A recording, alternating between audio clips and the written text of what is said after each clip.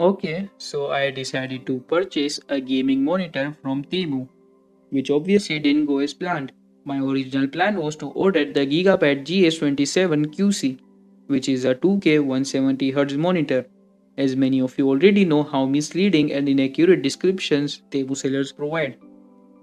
As the title states, it is an full HD 180Hz gaming monitor, 2K QHD resolution. And then the front picture of the product page creates even more confusion. It shows two completely different models. The one I received is a GS27FC, which is a Full HD 180Hz monitor, and below it on the package it's written GS27QC, and it is also clearly mentioned 2560 by 1440 QHD. And that's not even it. If you scroll down to see further details, it creates even more confusion. And not to mention that it also includes a screen, which of course is a plus point. You don't often get to see monitors coming with a screen, do you?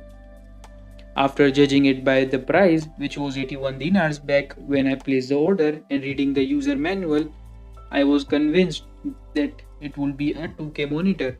I even contacted the seller and asked him to provide me with the correct model, but he never responded. So then I decided to take matters into my own hands and I placed the order. Before starting the unboxing, please make sure you hit the subscribe button, as I am only 994 subs away from getting monetized.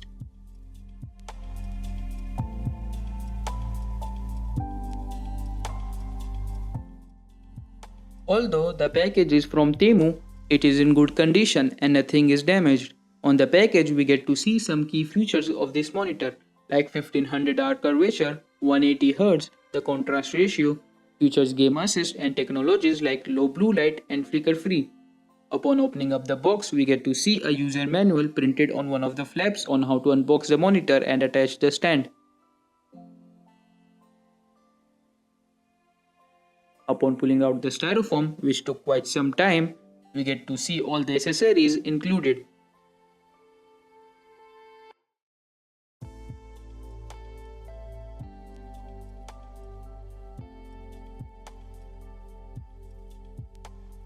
We get a neck for the stand, which is made of metal. It feels premium and has some weight to it. We also get an AC power cable, which means the power board is built into the monitor.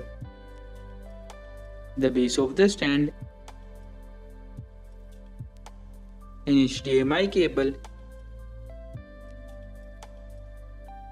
and a plastic tool that connects the back of the stand for cable management. No DisplayPort cable is included. Upon opening up the top cover, we get to see instructions on how to install the stand onto the monitor. While installing the stand is easy and looks simple, I struggled to insert it. It didn't want to go inside, so I had to go off camera and practice it. And finally, after applying a decent amount of force, the stand went inside. Installing the base is very easy. It has a toolless screw which can be tightened by hand. Now that the stand has been installed, let's move to the rear I/O, which is quite basic. There are no built-in speakers and it also lacks USB ports. It includes two HDMI 2.0 ports, a DisplayPort 1.4, a 3.5mm audio jack for connecting external speakers, and a power input port.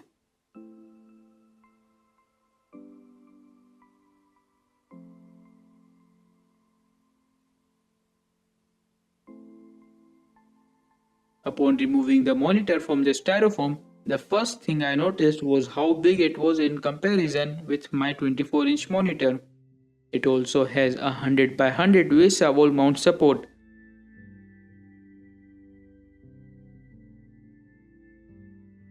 After booting the monitor for the first time, I instantly noticed the lack of sharpness visible in small texts. More about that topic in a minute. The stand doesn't support any swivel or height adjustability. It only has a tilt of 5 to 20 degrees. The build is made of plastic, which feels quite premium and not cheap. The display we have here is a 27-inch 1920 by 1080 Full HD VA panel with a maximum refresh rate of 180Hz, and it has a response time of just 1 millisecond. It has an anti-glare and a flicker-free panel with a curvature of 1500R with an aspect ratio of 16:9. The advertised color gamut is 108% sRGB with 16.7 million colors and 3000 to 1 contrast ratio. There is plastic protective tape around the edges which I initially forgot to remove.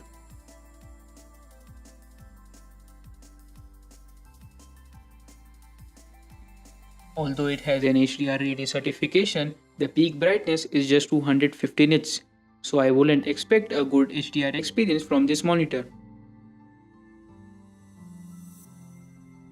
HDR ready is just a marketing term, and if you really want an HDR experience, you should at least aim for an HDR10 certified monitor. I enjoyed playing games on this 27-inch monitor. The quality of the screens and colors were amazing, and I didn't notice any lack of sharpness while gaming. Only when reading texts, like reading a document or browsing the internet, I noticed some amount of lack of sharpness. Other than that, it was a great experience. I do not get why so many people have 27-inch 1080p monitors. If you don't have a budget to purchase a 2K monitor and find a good deal on a 27-inch 1080p monitor, you should definitely consider purchasing it.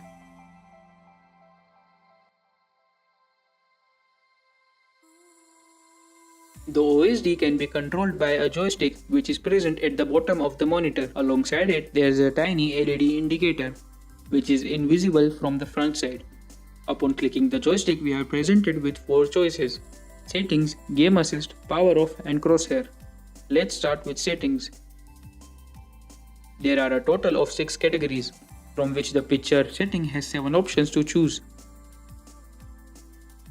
Standard, Gaming, Movie, Reader, sRGB, Custom, and finally Eco Mode, which will save power.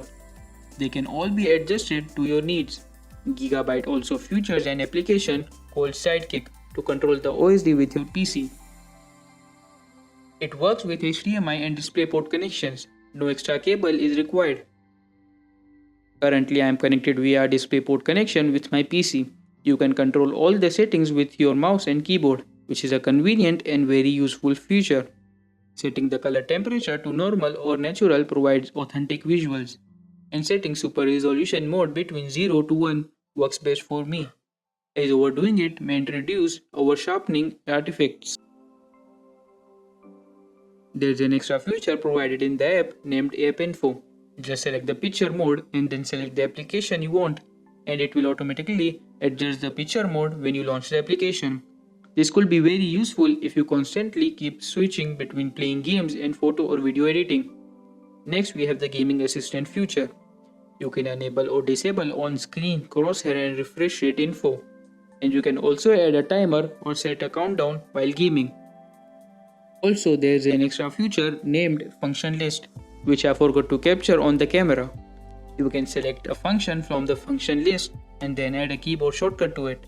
So whenever you press the keybind, the selected function will work. This could be useful for adjusting brightness.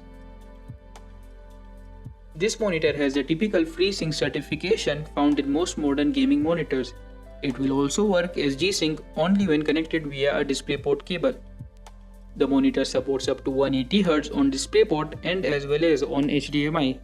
So if you are a laptop gamer and don't have a DisplayPort support, you should definitely consider this as an option. It also has a support of 120Hz on PS5 and Xbox Series S and X. The viewing angles on this monitor are fairly impressive. It doesn't wash out colors and maintains consistency. I did play games on this monitor in a well-lit room while HDR was turned on and the brightness was set to around 70%. Well, apparently the display was bright, though the colors were not so great and inaccurate. If your work is regarding color accuracy, I would suggest switching to sRGB picture mode in the OSD.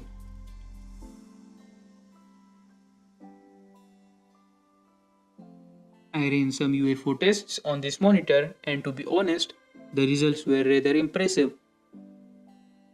Overdrive mode was enabled throughout the test.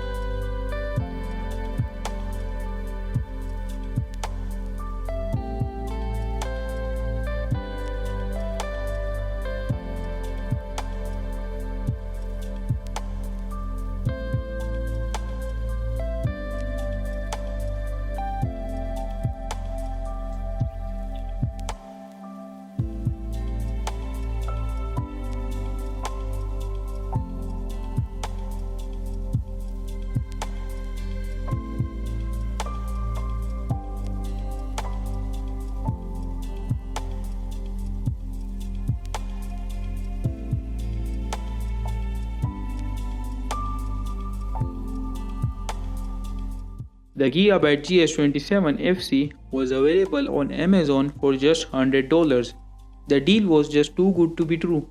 Sadly, the price has now increased by 60 bucks, which by the way is still half the price of what you are getting on Temu right now. If you are able to find a deal below 130 US dollars on this monitor, I recommend you consider this as an option as it will provide great value for your money. I ended up returning back this monitor to Temu as it was not what I wanted and got my refund without any issues. So that's the Gigabyte GS27FC gaming monitor. This was my first hands-on review on this channel. I hope you guys found it useful and informative.